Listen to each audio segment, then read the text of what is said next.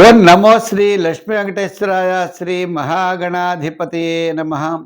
జ్ఞానానందమయం దేవం నిర్మలస్ఫటికాకృతిం ఆధారం సర్వవిద్యానాం హయగ్రీవముపాస్మహే. ప్రేక్షకులకి నమస్కారాలు తెలియజేస్తూ ఈ పరాభవ నామ సంవత్సరంలో మీ అందరికీ కూడా అభయ ఆయు ఆరోగ్య ఐశ్వర్యాదులు ఉండాలని చెప్పి కోరుకుంటూ మనం నూతన సంవత్సరంలో ప్రవేశించాము. వారఫలాలు మరి దీంట్లో ఈరోజు వేళ మనం చూసినట్లయితే మేషంలోనే చంద్రుడు, మేష వృషభ మిథున రాశిలో చంద్రుడు, వృషభ రాశిలో గురుడు, సింహరాశిలో కేతువు, మీనరాశిలో శని, అదేవిధంగా కుంభరాశిలో రాహువు.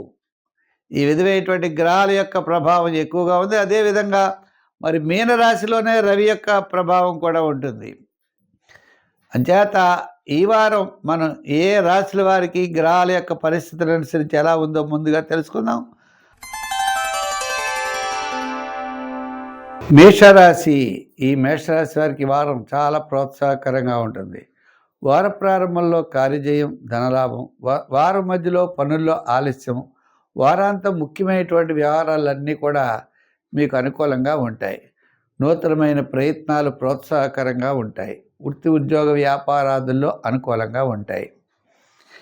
ఏదైనా పని చేసేటప్పుడు మిగిలిన వారితో ఆలోచించడం, చర్చించడం చేయాలి. వారి యొక్క అవకాశాలు వారి యొక్క జ్ఞానాన్ని కూడా మీరు తీసుకుని పరిగణలో తీసుకుని మీ స్వతంత్ర ఆలోచనలే కాకుండా వారి ఆలోచనలతో మీరు ముందుకు కొనసాగినట్లయితే చాలా అత్యద్భుతంగా ఉంటుంది. ఒక ముఖ్యమైన వ్యవహారం మీకు తప్పనిసరిగా యోగిస్తుంది. ఆర్థిక ప్రయోజనాలతో పాటు విందులు వినోదాల్లో పాల్గొనడం, సౌపుణ్య కార్యక్రమాల్లో పాల్గొనడం, ఆధ్యాత్మికమైన చింతన, ఇతరుల యొక్క సహాయ సహకారాలు మీకు ఎంతో ఉపకరిస్తాయి. చిన్న చిన్న సమస్యలున్నా పక్కన పెట్టండి. పాజిటివ్గా కాకుండా పాజిటివ్ వైబ్రేషన్స్తో, పాజిటివ్గా ఆలోచనలతో ముందుకు వెళ్ళండి. నెగిటివ్గా అస్సలు ఆలోచించకండి.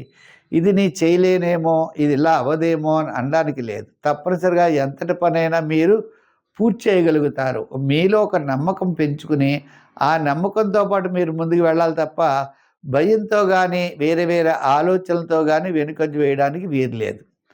తద్వారా మిగిలిన విషయాలు అంటారా, మిగిలిన విషయాలన్నీ మిశ్రమైనటువంటి ఫలితాలున్నా మీ కుటుంబ ఆర్థిక సంతానపరమైన వ్యవహారాలు నడవడానికి మీకు ఏ విధమైనటువంటి ఇబ్బంది ఉండదు.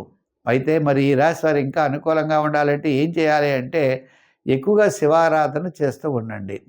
శివ దర్శనం చేయండి. వీలైనప్పుడు అమ్మవారికి, పార్వతీదేవికి కుంకుమ పూజ చేయించడం, గౌరీదేవి అన్నమాట అమ్మవారి యొక్క కుంకుమ పూజ చేయిస్తూ ఉండడం ద్వారా చాలా మంచి ఫలితాలు ఉంటాయి.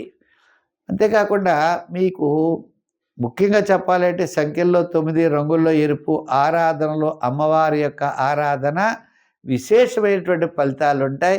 మరి అలా చేసినట్లయితే ఎంతటి సమస్యనైనా మీరు పరిష్కరించుకోగలుగుతారు.